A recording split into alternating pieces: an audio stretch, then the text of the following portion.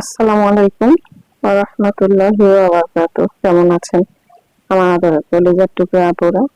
আল্লাহ সবাইকে ভালো সুস্থ রাখার তৌফিক দান করুন, এই দোয়া সবসময় করছি এবং আপনাদের দোয়ায় আমিও ভালো আছি আলহামদুলিল্লাহ। আল্লাহর কাছে শুকরিয়া জানাচ্ছি। তো আপুরা, আজকে আমি পোয়া শুটকি ভুনা করব। তো আমি এর জন্য কাঁচামরিচ ও পেঁয়াজ আমি দিয়ে দিলাম কড়ার মধ্যে সরিষার তেল সহ। এবার আমি রান্না করব, আপনারা ভিডিওটি শুরু থেকে শেষ পর্যন্ত দেখতেই থাকুন।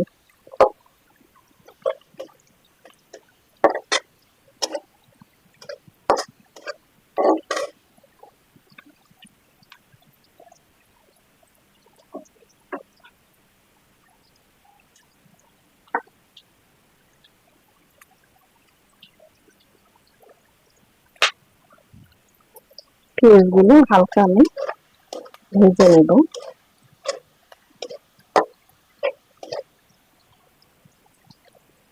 এবার আমি পোয়া শুটকি আমি কেটে ভালো করে ধুয়ে নিয়েছি, আমি দিয়ে দিচ্ছি। আমি একটু তেলে ভেজে নিচ্ছি শুটকিগুলো।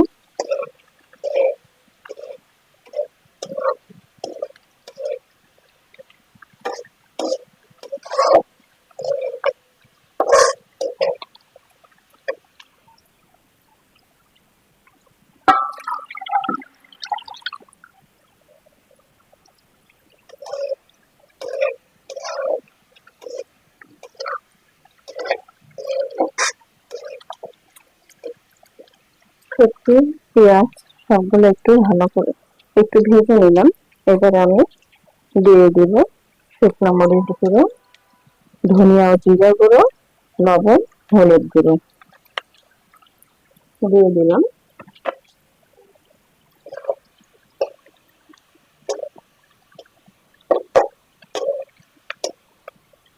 আমি এবারে পানি দিব, দিয়ে শুটকিটা ভালো করে আমি ভুনা করে নেব।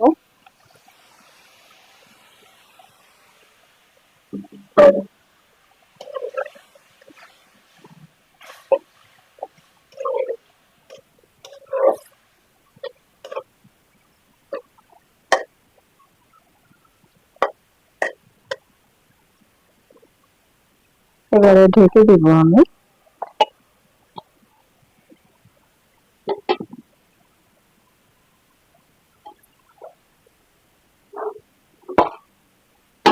আপুরা দেখুন, শুটকি থেকে একটু আমি কষিয়ে নিলাম, আবার একটু পানি দেবো, তেল বেরিয়ে আসছে।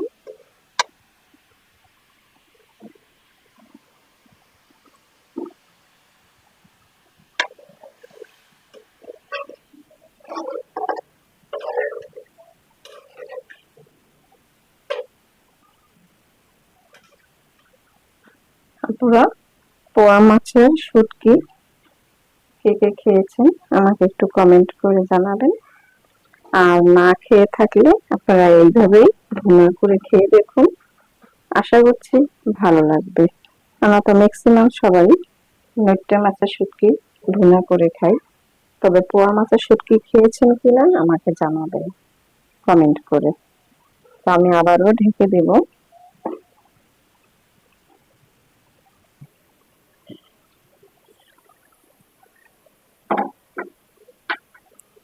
আপুরা, হয়ে গেল পোয়া শুটকি ভুনা। আর এই শুটকিটা অনেক মজাদার হয়, এটা একদম নদীর লবণ ছাড়া পোয়া শুটকি। তো আপনারা এই পোয়া শুটকি যখন রান্না করবেন লবণ ছাড়া বাজার থেকে কিনে নিতে হবে, লবণাক্তটা নিলে ওটা মজা হয় না। আর অসম্ভব মজাদার হয়েছে ভুনাটা আপুরা, আপনারা রান্না করে খেয়ে দেখুন লবণ ছাড়া পোয়া শুটকি মাছ, তাহলে অনেক মজাদার হবে। তো এবারে আমি নামিয়ে নেব। নামিয়ে নিয়ে আসলাম আপুরা পোয়া শুটকি ভুনা। তো আপনাদের কাছে কেমন লেগেছে অবশ্যই কমেন্টে জানাবেন। লাইক দিন, বেশি বেশি করে শেয়ার করুন, দোয়া চাই। ছোট্ট রান্নাঘর চ্যানেলটিকে সাবস্ক্রাইব করতে একদমই ভুলবেন না। যারা নতুন আপলোড দেখছেন পাশে বেল বাটনটি ক্লিক করে আমার ভিডিওর পাশেই থাকুন। সবাই ভালো থাকুন ও সুস্থ থাকুন এই দোয়া কামনা করে রেখে দিচ্ছি। আসসালামু আলাইকুম ওয়া রাহমাতুল্লাহি ওয়া বারাকাতুহু।